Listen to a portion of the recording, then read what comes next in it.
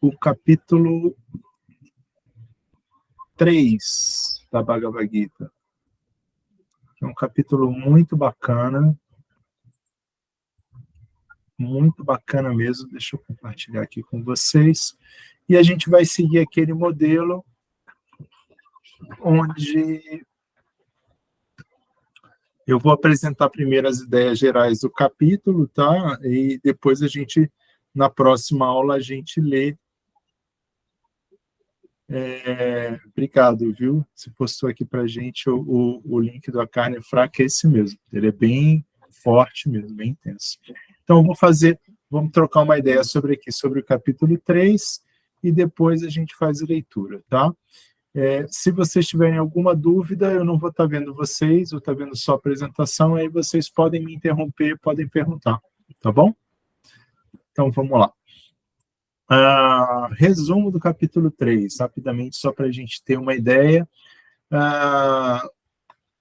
Ele começa com uma confusão de Arjuna, né? Arjuna está confuso, né? E aí, é renúncia ou é para agir? O que é para fazer? Né? Ele se confunde com as informações que Krishna passa para ele. Do versos 3 ao 16, Krishna começa a falar de renúncia, Jnana Yoga, né? Fala que é difícil. E assim, a ação prescrita com desapego, que é Nishkama Karma Yoga, é melhor. Né? Deve-se levar de Karma Kanda para Karma Yoga. Eita, o que é isso tudo que tu falou? A gente vai falar sobre isso daí, sobre Jnana Yoga, né? Essa parte que é o cultivo do conhecimento em Yoga. A gente vai falar um pouquinho Nishkama Karma Yoga. Nis é sem, Kama, faltou um azinho aí, mas é Kama Karma Yoga. Niskama sem desejo, Karma Yoga sem o desejo do resultado da ação. A gente vai compreender isso um pouquinho melhor lá na frente. E Karma Kanda é aquela seção dos Vedas onde você você tem um desejo, você realiza uma determinada ação, uma ação dármica, uma ação que é de uma oferenda normalmente aos semideuses, mas tem um desejo de se elevar ao planeta, a um planeta celestial, né? De ter algum determinado poder, algum conforto, seja riqueza, seja beleza, bons filhos, bom marido, boa esposa, enfim. Tá? Versos 17 ao 35. Mesmo que Arjuna seja qualificado para renúncia, ele deve fazer Nishkama Karma Yoga, para dar o exemplo correto. Mas ele não era qualificado para renúncia. Né? Ele podia uma grande alma, mas ele era um kshatriya. Renúncia tem que vir de uma outra forma. E do verso 36 ao 43, a luxúria é um inimigo formidável no caminho do yoga. Assim, deve-se conquistar a luxúria através da inteligência espiritual deliberada. Isso é bem bacana. Então começa com essa pergunta de Arjuna para Krishna, né? Se você acha que Buddha é melhor que Karma, por que você quer que eu lute? Né? O que faz todo sentido, né? Faz todo sentido isso daí. Detalhando aqui no verso 3, ele vai falar de dois tipos de pessoas, os Jnani Yogis, que renunciam ao trabalho, e Karma Yogis, que fazem o trabalho prescrito. Verso 4 e 5, renúncia prematura, não é algo natural, né? A inação não é algo natural. Bom, vamos dar uma olhadinha nesses versos, vamos dar uma olhadinha em como é que isso funciona, tá bom? Então vamos começar com esse link entre o capítulo 2 e o capítulo 3. Krishna encerra o capítulo 2 falando dessas qualidades de uma alma liberada. Ele dá a Arjuna diversas informações sobre a alma, sobre cumprir o dever prescrito, e o trabalho e desapego. Tá? Essa dúvida ela é despertada em Arjuna já no verso 49 do capítulo 2, que Krishna pede a Arjuna nesse verso para manter todas as reações abomináveis longe, se afastar delas, através de Buddha Yoga, se referindo à superioridade de Nishkama Karma Yoga, sobre Karma Kanda. Né? Ele fala, você tem que agir sem desejo ao fruto das suas ações. Começa a falar dessa forma, e fala para se afastar das coisas abomináveis, das reações abomináveis. Então, Arjuna pergunta, pensando que lutar, né? Arjuna estava pensando dessa forma, ele pensa que lutar é uma ação abominável, lutar com seus parentes é uma ação abominável, né? E que a inteligência, o Buddha Yoga, significa renunciar a essa ação. Então, o incentivo de Krishna para que ele lutasse parecia contraditório. Faz sentido, né? É que ele está pedindo para lutar, se está pedindo para, ao mesmo tempo, não fazer uma ação, né, abominável dessa. Como é que é isso? Né? E aí ele começa questionando, Krishna já disse isso daí. Né? É, essa o capítulo 2 traz muita informação, né, para Arjuna, e ele fica confuso nesse aspecto. Cara, luto ou não luto? É para eu focar minha mente na Suprema Divindade ou é para eu agir e matar esses caras? O que é para fazer? Aí vem uma pergunta interna para a gente, que é bastante interessante, e que só vai ser respondida lá no final do capítulo 5. Essa dúvida vai perdurar até o final do capítulo 5, que é esse aspecto, né? Voltando aqui para a nossa realidade. A vida material e a vida espiritual são compatíveis? É possível isso? Né? É possível no ashram de Grihasta, por exemplo, você está seguindo com a sua vida, normalmente? Né? É possível trabalhar, é possível cuidar de filho. Como é que eu faço isso e como é que eu estabeleço essas milhares de ações que têm que ser realizadas em uma conexão em yoga com Krishna? Como é que eu faço isso? Então, essas perguntas são as perguntas que eu acho relevantes da gente trabalhar e vão ser mais ou menos esse conceito que vai permear aqui o capítulo 3, tá bom? Então, no verso 1, Arjuna diz o seguinte, tá? Eu estou pegando a tradução de Srila Prabhupada. Ele fala assim: ó Janardana, ó Keshava, se você acha que a inteligência é melhor do que o trabalho frutivo, por que você quer que eu lute nessa guerra terrível? E o verso 2 ele fala assim: minha inteligência ficou confusa com as suas instruções equívocas. Portanto, por favor, diga-me decisivamente o que será mais benéfico para mim. Né? Importante. Aí aqui, Srila Prabhupada fala uma coisa que é muito bacana, eu queria ler esse comentário com vocês. Olha só. Ele fala assim, no capítulo anterior, como prelúdio da Bhagavad Gita, foram explicados muitos caminhos diferentes, então, como Sankhya Yoga, Buddha Yoga, controle dos sentidos através da inteligência, trabalho sem desejo fruitivo e a posição do neófito. Tudo isso foi apresentado de maneira não sistemática. O Krishna foi soltando as coisas, né? Foi soltando as informações. Para que houvesse ação e entendimento, seria necessário um esboço mais organizado desse caminho. Arjuna, portanto, queria esclarecer esses assuntos aparentemente confusos, de modo que qualquer homem comum pudesse aceitá-los sem erro de interpretação. Ok? Faz bastante sentido isso aí, né? Então vamos lá.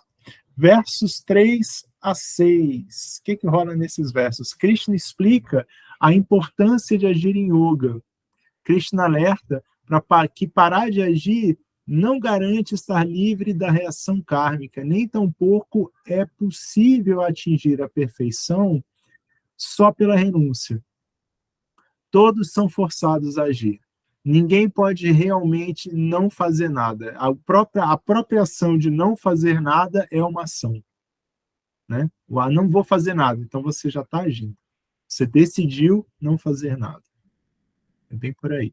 Não adianta não agir e ficar querendo agir. Isso também acontece muito. Não, vou lá para as montanhas, lá nos Himalaias e tal, mas na verdade eu estava querendo aquele carro, estava querendo fazer outras coisas. Não, então isso também não adianta. E no caso de Arjuna, ele se refugiar aí para as montanhas, que foi uma ideia que ele passou para, né, para Krishna, também não ia dar certo. Imagina, ele é um kshatriya. A natureza dele é de um governante, é de um guerreiro. Ia dar, sei lá, uns 2, 3 meses, ele ia ter conhecido um outro alguns outros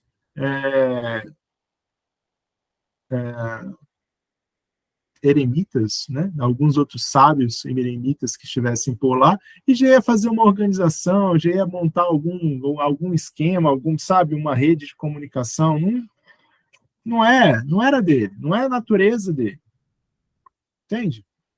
Quando não é a sua natureza, não adianta. É como se você quisesse, sei lá, a sua natureza fosse mexer com o computador, tá? Mas aí colocam você num trabalho com enxada. É meio que incompatível, a mão mais sensível, né? Não ia dar muito certo. Então, Krishna fala isso aqui para a gente do versos 3 a 6. Eu vou ler rapidinho para vocês o verso 3 a 6, tá? Verso 3, a suprema personalidade de Deus disse: ó Arjuna sem pecados, acabei de explicar que existem duas classes de homens que tentam compreender o eu. Uns se inclinam a compreenderam pela especulação filosófica empírica e outros pelo serviço devocional. Verso 4, só por nos abstermos da ação não significa que estamos livres da reação. Nem somente pela prática da renúncia pode-se atingir a perfeição. Olha aqui, isso aqui é uma dica bacana. Nem somente pela prática da renúncia pode-se atingir a perfeição. Todos são, verso 5, todos são irremediavelmente forçados a agir segundo as qualidades que adquirem dos modos da natureza material. Portanto, ninguém pode deixar de fazer algo, nem mesmo por um momento. E olha aqui nesse verso 5, Krishna está pincelando uma coisa que vai vir lá na frente. Ele vai falar para você, ele vai falar para a gente que, na verdade, a gente não age. Quem age, né, o verdadeiro o eu está só como um observador, como se estivesse vendo um filme. Quem age são os modos da natureza material. A gente vai falar sobre isso nos capítulos mais para frente. Aguenta aí. E verso 6, aquele que restringe os sentidos da ação, porém cuja mente continua nos objetos dos sentidos, de certo ilude a si mesmo e é chamado de impostor. Nossa, palavra forte agora, né? Impostor. Mas é isso, né? Se você está dizendo que eu não faço isso, eu não faço aquilo, mas a sua mente continua com o desejo de fazer isso ou fazer aquilo, você está se iludindo. Isso não vai dar certo nunca. E aí aqui tem um comentário no verso 3 e no verso 5 de Srila Prabhupada que eu acho muito bacana da gente estar passando para vocês. Depois, se vocês quiserem dar uma olhadinha nesses dois versos, no comentário de Srila Prabhupada, é muito legal, tá? Lembrando que esse livro da Bhagavad Gita tem no Vedabase, vedabase.com.br, vedabase.com, e pode acessar, ele está lá, tá? Verso 3, religião sem filosofia é sentimentalismo, ou às vezes fanatismo, ao passo que filosofia sem religião é especulação mental. Essa é uma frase muito clássica, a gente sempre lembra dela, né? Faz todo sentido, né? Religião sem filosofia é sentimentalismo. Filosofia sem religião, você está só especulando. E esse comentário no verso 5 também é bastante legal. Não é devido à vida encarnada, mas devido à própria natureza, que a alma está sempre ativa. Sem a presença da alma espiritual, o corpo material não pode mover-se. O corpo é apenas um veículo morto, olha isso. O corpo é apenas um veículo morto, operado pela alma espiritual, que está sempre ativa e não pode parar um momento sequer. Assim, a alma espiritual deve ocupar-se no bom trabalho da consciência de Krishna. Caso contrário, ficará às voltas com as ocupações ditadas pela energia ilusória. Interessante aqui esse pedaço, essa frasezinha, que Srila Prabhupada ele já vai revelando coisas para a gente que ele vai falar lá na frente. Lá na frente, Krishna vai falar sobre esse corpo, como se fosse uma máquina de energia material. Né? E Prabhupada já está dando essa pincelada aqui para a gente. Bom, vamos continuar aqui. Versos 7 a 9, aqui temos um trecho muito importante na Gita. Realmente esse trecho é muito bacana, porque nele se define o que é Karma Yoga. Né? Ele define para a gente o que é Karma Yoga. No verso 7, ele fala de ação sem apego. O verso 7 fala assim: por outro lado, se uma pessoa sincera utiliza a mente para tentar controlar os sentidos ativos e passa então a praticar Karma Yoga em consciência de Krishna, sem apego, ela é muito superior. Está falando daquele cara que estava se iludindo, né? Verso 8 é ação de acordo com os deveres. Execute o seu dever prescrito, pois este procedimento é melhor do que não trabalhar. Sem o trabalho, não se pode nem ao menos manter o corpo.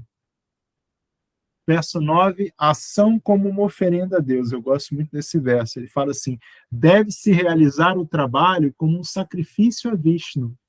Caso contrário, tudo produz cativeiro nesse mundo material. Portanto, ó filho de Kunti, execute seus deveres prescritos para a satisfação dele, Vishnu, e dessa forma você sempre permanecerá livre do cativeiro. Esse verso daqui ele vai falar de novo lá na frente. Ele está começando a pincelar essas ideias de você estar fazendo tudo como uma oferenda para Krishna também.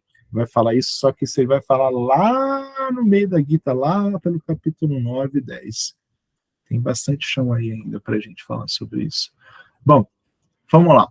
No verso 7 e no verso 9, Srila Prabhupada de novo deixa dois comentários assim que são muito bacanas. Verso 7 ele estava falando, lembra do que ele estava falando? Ação sem apego, né? Você está realizando a sua ação sem apego ao resultado do seu trabalho. E o verso 7 ele fala assim: um varredor de rua sincero é muito melhor do que o meditador charlatão, que pratica a sua meditação com o único propósito de ganhar a vida. Isso aqui ele fala também por conta dos diversos charlatões que tinham, né? Que tem ainda, né? Que vem, eu sou um meditador, eu sou um super yogi, eu tenho poderes místicos e tal, mas a mente dele está só focada em dinheiro, está só focado em outras coisas e não na meditação sincera. E a pessoa que está varrendo a rua, sinceramente, está fazendo daquilo lá a sua melhor ação, está focado naquilo, está fazendo o seu melhor, está sendo a sua melhor versão, né? Esse sim, ele está bem mais elevado do que esse outro especulador. Tá? Verso 9. Aí o comentário de Srila Prabhupada é o seguinte: portanto, deve-se trabalhar para a satisfação de Vishnu. Qualquer outro trabalho feito neste mundo material será causa de cativeiro, pois o trabalho, bom ou mal, tem suas reações, e qualquer reação ata o executante. Por isso, temos de trabalhar em consciência de Krishna para satisfazer Krishna, ou Vishnu, né? Vishnu é um dos nomes de Krishna, né? E quando executamos essas atividades, estamos na fase liberada. Olha só que legal isso. É você colocar o seu trabalho, né, para satisfação de Vishnu. Agora, eu vou ter que me segurar aqui, senão o tempo não vai dar. Mas é porque isso é muito interessante. Se eu faço o meu trabalho, meu verdadeiro trabalho, para satisfação de Krishna, de Vishnu, eu penso em fazer alguma coisa, não precisa me responder, não. Pensa com vocês mesmos, tá? Você vai fazer uma coisa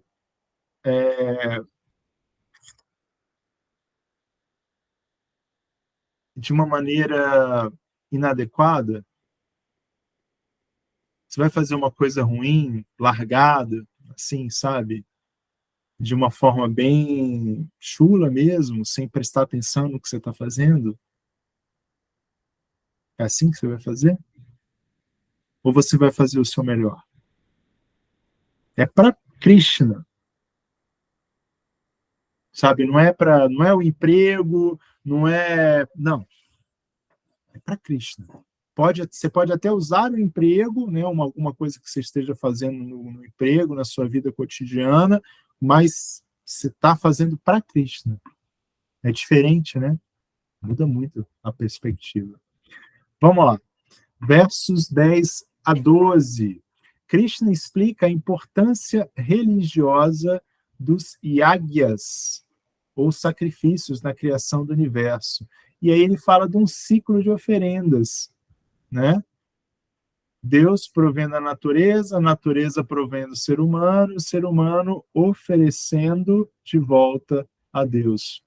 Então, isso gera uma harmonia total, né? Uma humanidade ecológica. Né? Quem não participa do ciclo de oferendas é um ladrão, ele vai explicar isso também.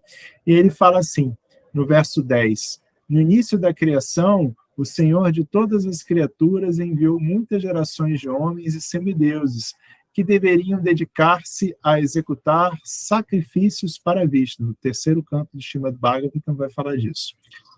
E abençoou-os, dizendo, sejam felizes com este yagya, sacrifício, porque sua execução irá outorgar-lhes tudo o que é desejável para viverem com felicidade e alcançarem a liberação. Sacrifício é uma palavra interessante da gente entender. A gente vai mexer no conceito dela já já. Sacro ofício, o ofício sagrado, a ação sagrada. Tá? Esse conceito de sacrifício que é uma penitência, não é bem assim. Tá? Não é bem assim, não. Verso 11, os semideuses, estando contentes com os sacrifícios, também irão agradá-los, e assim, pela cooperação entre homens e semideuses, a prosperidade reinará para todos. Verso 12, cuidando das várias necessidades das vidas, os semideuses, estando satisfeitos com a realização de águia, sacrifícios, suprirão todas as suas necessidades. Mas aquele que desfruta dessas dádivas, sem oferecê-las de volta aos semideuses, como reconhecimento, é certamente um ladrão. Então, aqui é interessante, porque ele entra até num conceito que a gente faz muito, que é o de praçada, né? De você oferecer o alimento. E vai bem disso, a natureza provê o alimento para o ser humano oferece isso antes de comer, como um ato de oferenda para Deus, e esse ciclo permanece para a gente. Né? Pode perguntar, eu não estou vendo, pode perguntar se você levantou a mão. Denise que levantou a mão, Hare Krishna. Hare Krishna. Esse verso fica um pouco confuso, porque como a gente aprende a oferecer tudo a Krishna e não aos semideuses, né? E a gente já entendeu o porquê disso. Aqui, como ele fala, sem oferecer aos semideuses, isso parece controverso. Parece, não parece? Mas ele vai explicar um pouquinho melhor esse detalhamento mais lá na frente para a gente. Tá? No momento, ele ainda está naquela questão assim, de você estar realizando as ações como karma kanda. Tá. Ele está falando daquele aspecto, não, você tem que minimamente oferecer aos semideuses, né? Aspecto mais final, né? Ele vai falar depois, que ele é a origem de todo o sacrifício, né? Todo o poder dos semideuses vem de Krishna. E tudo que é oferecido aos semideuses também vai para Krishna de uma maneira indireta. E por que o Bhakta, né, nós que estamos nesse caminho de Bhakti Yoga, oferece diretamente para Krishna? Porque é o desfrutador último. É ele. Né? A gente vai sem intermediários, vamos dizer assim. Nossa ação é direta com ele, é sem intermediários. A gente não almeja, a gente entende e não almeja, como a Arjuna vai entender isso também mais lá na frente da Gita, a gente almeja estar diretamente associado com Krishna, e não ter uma associação direta com os semideuses. Tá? Isso também a gente vai ver lá na frente, Krishna vai falar especificamente disso daí. Se você coloca as suas ações e almeja estar entre os semideuses, é para lá que você vai. Mas se você coloca as suas ações, almeja estar comigo e me é uma pessoa que reciproca amor com Krishna, então você certamente irá a Krishna. Bom, vou seguir aqui, tá bom? Tá ótimo, obrigada. Mas se tiver mais pergunta, pode fazer, pode me interromper, tá? Comentário de Srila Prabhupada. Aqui tem um verso, aqui tem um comentário bem bacana. Se esquecemos o propósito da vida humana e meramente passamos a utilizar tudo aquilo que recebemos dos agentes do Senhor, aqui Prabhupada já começa a dar a explicação dos agentes do Senhor. Quem são esses caras? Os semideuses. No prazer dos sentidos, ficaremos cada vez mais enredados na existência material, o que não é a finalidade da criação. Pode perguntar. Ah, não, só para admitir. Deixa eu admitir aqui. Pronto. O que não é a finalidade da criação. E certamente nos tornaremos ladrões, e então seremos punidos pelas leis da natureza material. Uma sociedade ladrão nunca pode ser feliz porque ela não tem objetivo na vida. Então é assim, é você não reconhecer. O que ele fala de ladrão? Ah, aquele que rouba. O que a gente está roubando quando a gente não oferece a Krishna? O que a gente está deixando de reconhecer? Esse é que é o fato. A gente deixa de reconhecer de que... Prabhupada fala um exemplo maravilhoso disso, que é da fábrica de vidro. Ele estava, acho que era na Índia, em algum lugar da Índia. Eu não lembro bem aonde era, tá? Pode ser que eu esteja errado na localização. Mas ele se encontra com um grande dono de indústria, né? E ele tinha uma fábrica de vidro.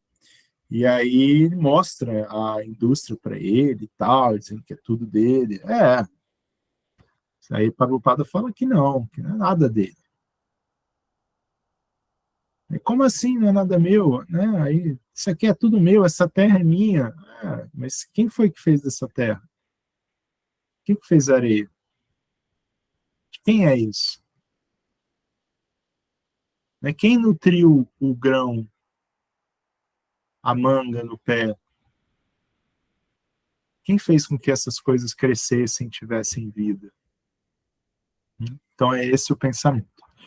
Verso 13 é muito legal. Ele fala o seguinte: Yagyashista shinasanto muchante sarva kyubishai bunjate tetvagan papa yepachantyatmakaranat. Esse cai na prova do Bhakti Shastra, pode decorar. Os devotos do Senhor libertam-se de todas as espécies de pecado, porque comem alimentos que primeiramente são oferecidos em sacrifício. Outros que preparam o alimento para a satisfação dos próprios sentidos, na verdade, comem apenas pecado. Olha aí. Krishna já jogando na lata, assim, o que é, né? E comentário de Srila Prabhupada nesse verso: quando há uma doença endêmica, uma vacina imunizante, protege a pessoa do ataque dessa epidemia. Interessante, né? Esse comentário nessa época pós-pandemia, assim, que ele escreveu, né, há muitas décadas atrás. Da mesma forma, o alimento oferecido ao Senhor Vishnu, e então tomado por nós, torna-nos bastante resistentes à afecção material. E aquele que costuma realizar essa prática chama-se devoto do Senhor. Portanto, a pessoa em consciência de Krishna, que só come alimento oferecido a Krishna, pode neutralizar todas as reações das infecções materiais passadas que a impedem de progredir na autorrealização. Então, aqui a gente já vê o quão importante é esse fato, esse ato de você, antes de colocar o alimento na boca, antes de sair engolindo tudo, você oferecer isso para Krishna com amor e devoção. Ele vai falar disso daí, lá na frente. A gente vai chegar lá.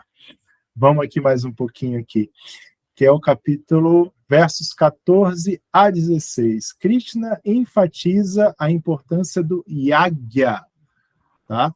Krishna diz que quem vive sem fazer yagya vive em vão, uma vida cheia de pecados. A yagya, Srila Prabhupada traduziu por sacrifício, mas eu vou voltar de novo na raiz da palavra. É sacro ofício, o ofício sagrado, a sua atitude sagrada, conectada com Krishna, conectada com Deus, tá? Eita, ainda tem um monte de coisa para a gente ver.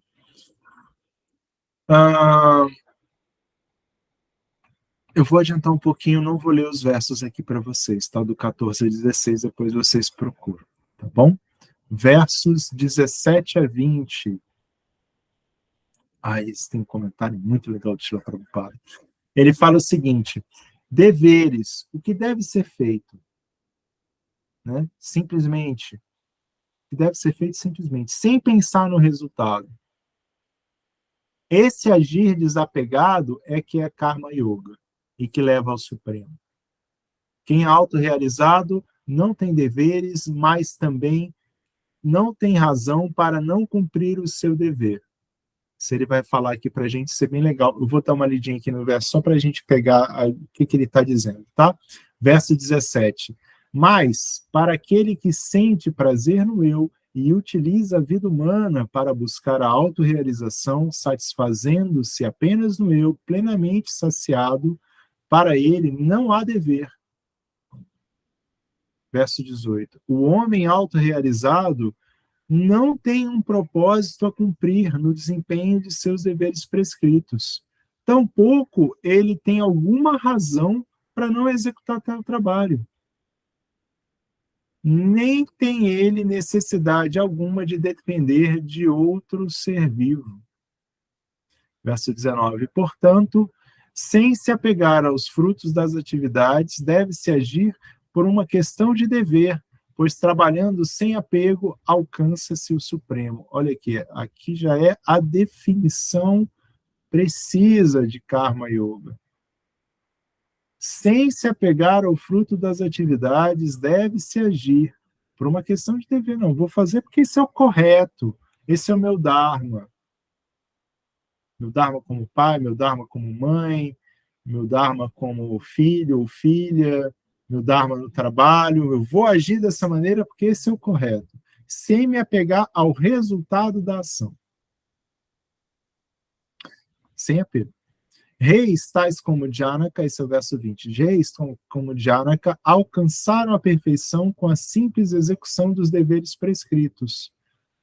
Portanto, apenas para educar o povo em geral, você deve executar seu trabalho. Olha só que bacana. E aí o comentário de Srila Prabhupada, no verso 19.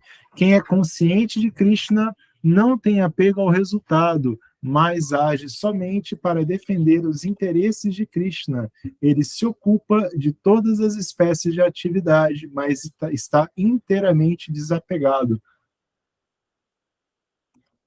E aí eu quis colocar essa gaiola aberta aqui para a gente começar a mentalizar que quando a gente se desapega do resultado das nossas atividades, das ações que a gente executa, a gente se liberta. A gente sai da gaiola. Da gaiola, que gaiola que é essa? A gaiola que nos prende nesse mundo material. A gaiola que é onde a gente coloca a nossa mente numa constante aflição, numa constante ansiedade. Porque quando a gente começa a agir de uma forma que a gente fica apegado ao resultado dessa ação, o que acontece com o nosso cérebro? Ele entra em ansiedade.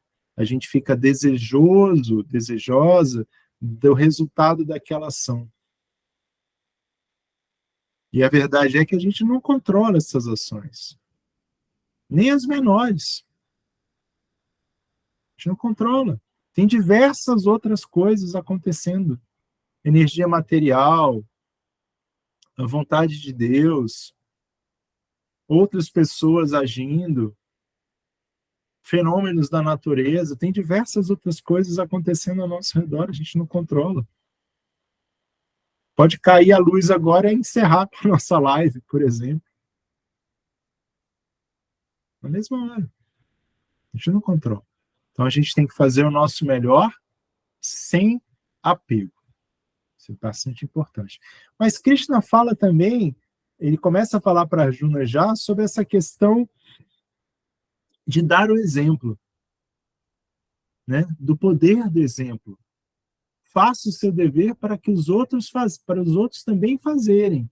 E mesmo Krishna faz isso, ele vai falar aqui para a gente. Olha só, verso 21.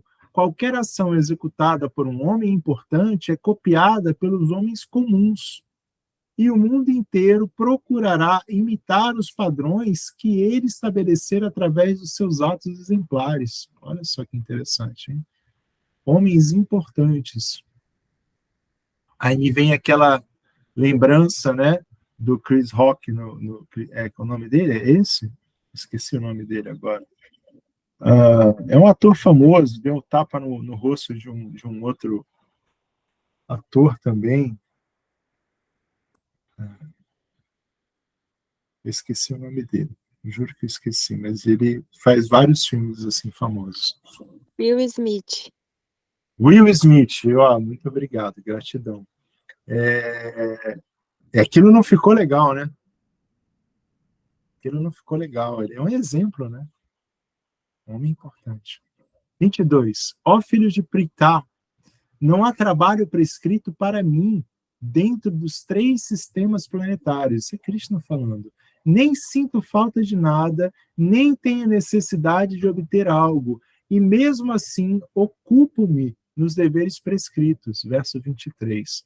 Pois, se eu alguma vez deixasse de me ocupar na cuidadosa execução dos deveres prescritos, ó Parta, de certo, todos os homens seguiriam o meu caminho. Olha só. Verso 24. Se eu não executasse deveres prescritos, todos estes mundos seriam levados à ruína. Eu seria a causa da criação de população indesejada e, com isso, eu destruiria a paz de todos os seres vivos. Olha só o que Krishna fala. Né? Ele fala, eu não tenho necessidade de nada, eu não preciso fazer nada, eu estou auto-satisfeito, auto-realizado. Mesmo assim, eu executo o meu dever, só para dar o exemplo. Isso é bastante importante. E a gente vê isso muito, né? A gente vê isso muito. Comentário de Srila Prabhupada no verso 20. Ainda que alguém consciente de Krishna possa não ter nenhum interesse pelo mundo, ele trabalha para ensinar pessoas experientes na consciência de Krishna. Ele trabalha para ensinar pessoas inteligentes na consciência de Krishna agem de forma que outros sigam o seu exemplo. Então, nós que estamos aqui buscando essa consciência de Krishna, nós servimos de exemplo para todos aqueles que estão à nossa volta. Começando pelo fato da nossa alimentação ser diferenciada. Interessante, né? E aqui, olha só o exemplo, né? O que acontece? Esse verso 21 é muito legal. Qualquer ação executada por um homem importante é copiada pelos homens comuns, e o mundo inteiro procurará imitar os padrões que ele estabelecer através dos seus atos exemplares. Versos 22 a 24. Krishna como exemplo supremo, mesmo estando acima de tudo, sem nenhuma necessidade ou falta, mesmo assim... Só um instantinho, gente, perdão. Mesmo assim, Krishna realiza os deveres prescritos para inspirar a todos nós no caminho da iluminação, do bem e correto. Bacana isso, né? Depois eu pedi para vocês darem uma olhadinha nos versos 22 a 24. Isso é realmente bem bacana, esse verso é bem legal. Tá? Versos 25 a 32. Ignorante ou sábio? O sábio sabe que o trabalho com apego ata a alma, mas não perturba o ignorante, que pode se confundir e querer parar de trabalhar. Interessante a gente refletir sobre isso. O sábio sabe que ele é espiritual, ao passo que seu corpo material age no plano material. Ou seja, o sábio nada faz, a alma nada faz. Ela está como observadora. Krishna recomenda ação sem apego, sem inveja, de acordo com seus preceitos, dedicada a ele. Muito interessante isso aqui. E aqui tem um comentário de Srila Prabhupada no verso 28, que é muito legal. Fala o seguinte: aquele que conhece a verdade absoluta está convicto de que no ambiente material sua posição é incorreta. Ele sabe que é parte integrante da Suprema Personalidade de Deus, Krishna, e que sua posição não deve estar. Isso aqui ficou esquisito, não peguei a frase toda. E que sua posição não deve estar no mundo material.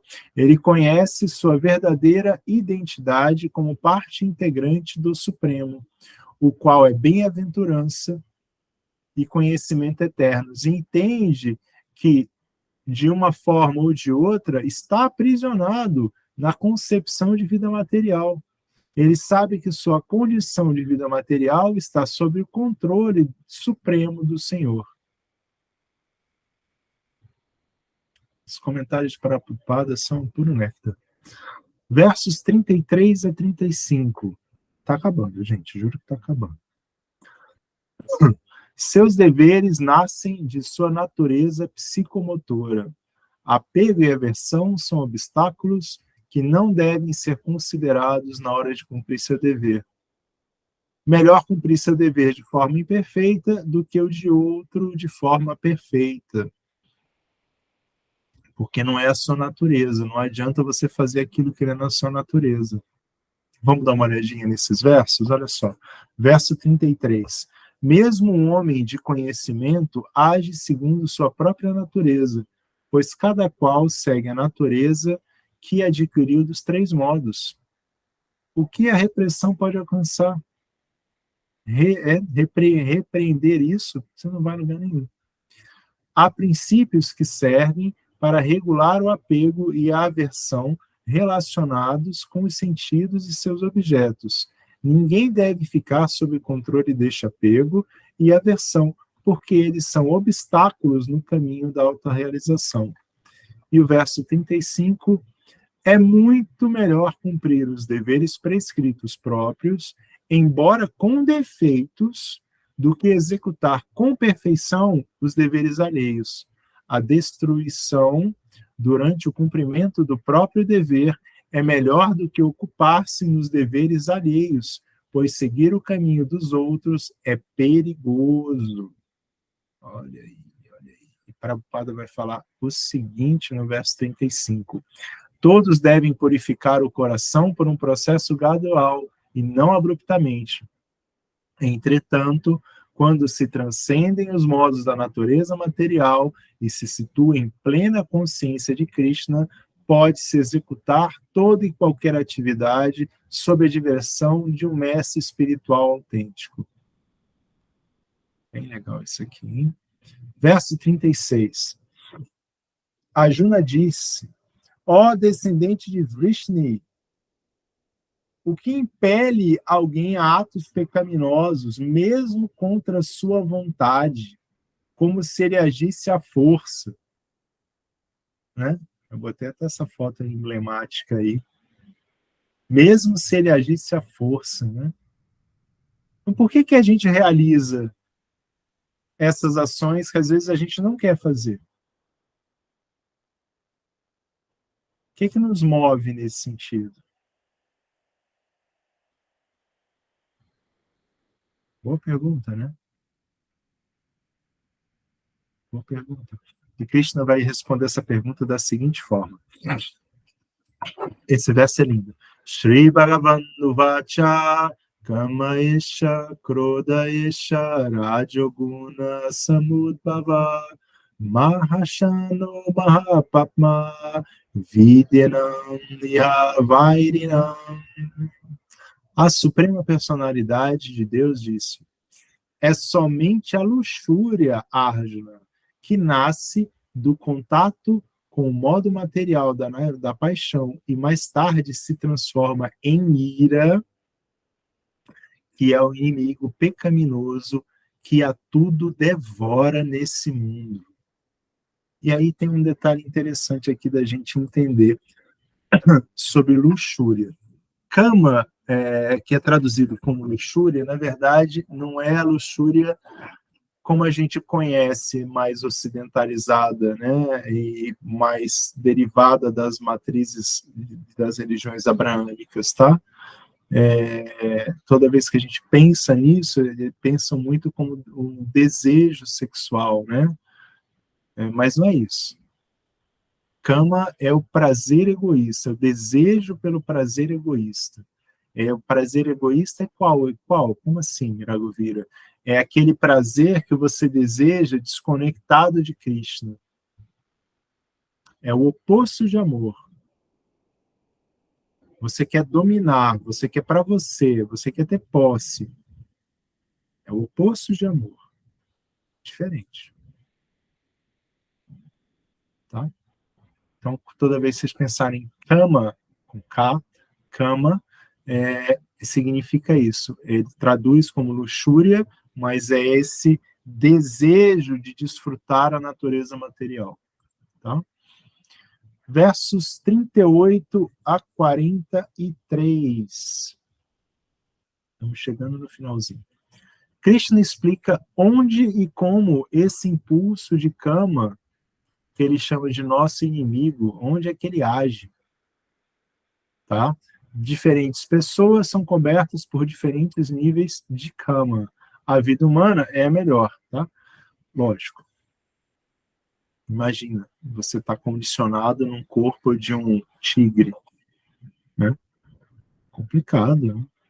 De um leão lá na selva, na floresta, vai ter que matar o filho daquele outro bicho ali, porque senão você não sobrevive. Nossa, pesado. Kama nunca é satisfeita e queima como fogo. Esse desejo, essa luxúria, queima como fogo. Quanto mais você alimenta com energia material, mais ela pega fogo. Kama está nos sentidos, na mente e na inteligência. Socorro, né? Socorro. Então, toda vez que a gente sente alguma coisa, tato, toda vez que a nossa mente, que é um dos sentidos, interage, toda vez que a nossa inteligência material está agindo, a gente tem que tomar muito cuidado para não ser fisgado pelo desejo da luxúria. E Krishna vai falar da seguinte forma. Eu vou ler aqui para vocês só para a gente finalizar. Verso 38. Assim como a fumaça cobre o fogo, o pó cobre um espelho, ou o ventre cobre um embrião, diferentes graus de luxúria cobrem o ser vivo. Verso 39. Assim, a consciência pura da entidade viva, sábia, é coberta por seu eterno inimigo sobre a forma de luxúria, que nunca é satisfeita e queima como fogo. Verso 40. Os sentidos, a mente e a inteligência são os lugares de assento para essa luxúria. Através deles,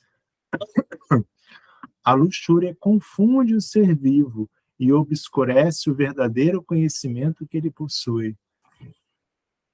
Portanto, ó Arjuna, o melhor dos Bharatas, desde o início, refreia este grande símbolo de pecado, a luxúria, regulando os sentidos, e aniquile este destruidor de conhecimento e da autorrealização. Verso 42.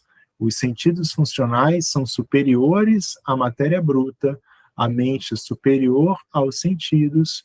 Por sua vez, a inteligência é mais elevada do que a mente, e ela, a alma, é superior à inteligência. Esse aqui é outro versinho do Bhakti-shastra. Acho que eu botei ele aqui para gente.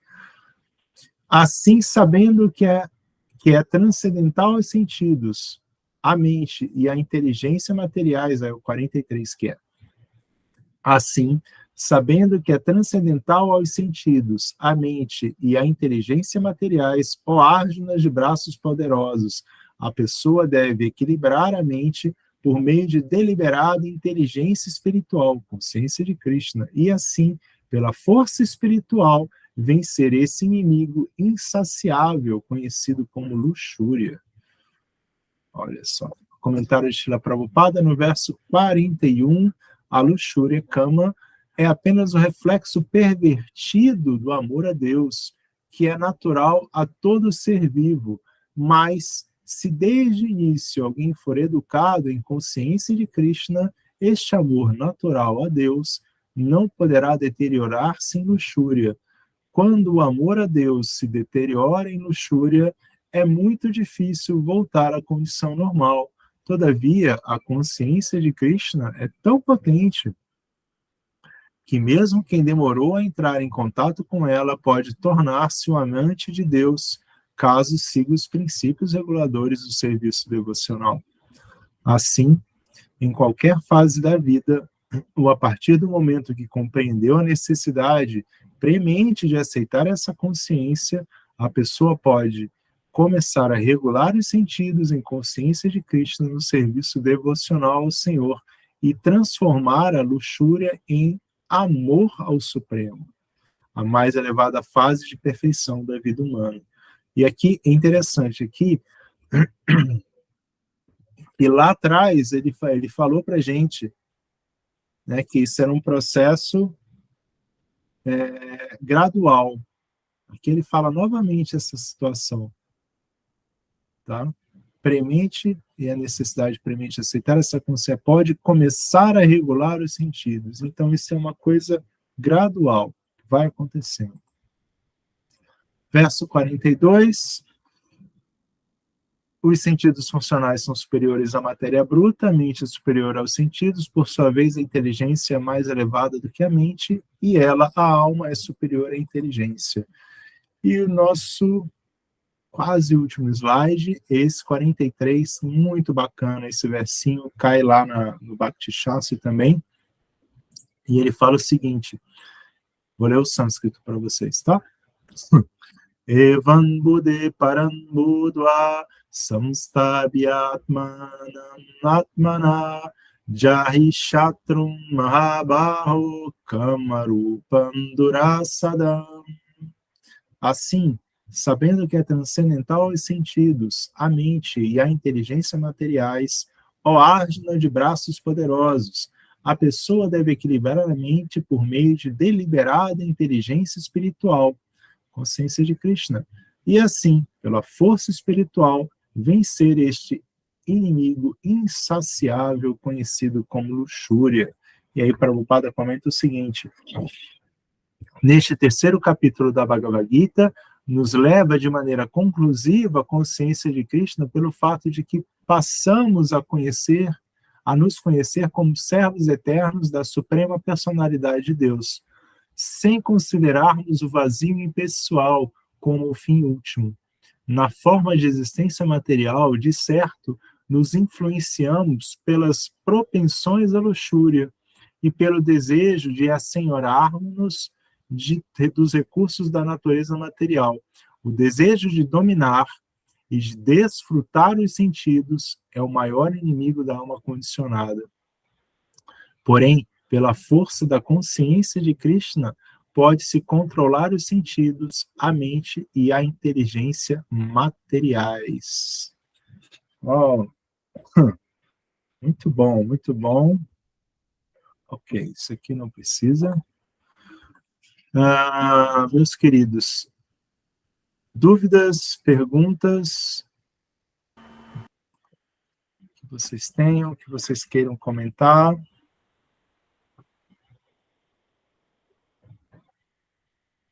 Sem dúvidas, sem perguntas, muita coisa para absorver. Sim, bastante coisa. Samantha, desculpa, você perguntou se então seria uma devoção, eu não sei, não lembro do que se tratava, você vai ter que me refrescar a memória. Eu não peguei essa observação antes. Prabhu, eu me referia se seria uma devoção, aquele processo inicial que o Senhor colocou, relativo a todo o nosso modo da natureza, aos nossos afazeres diários, que a gente tem que dedicar e oferecer a Krishna, né?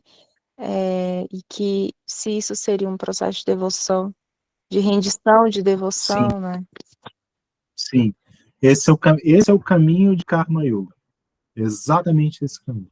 Exatamente isso. É você agir conforme a sua natureza de mãe, conforme a sua natureza de filha, conforme a sua natureza dentro do seu trabalho, daquilo que você faz, conforme a sua natureza. Ok. Mas não é só agir corretamente conforme o seu Dharma, é agir conforme a sua natureza, conforme o seu Dharma, oferecendo isso a Krishna. Aí você trabalha, aí você passa, ao invés de ter um ofício, você passa a ter um sacro ofício.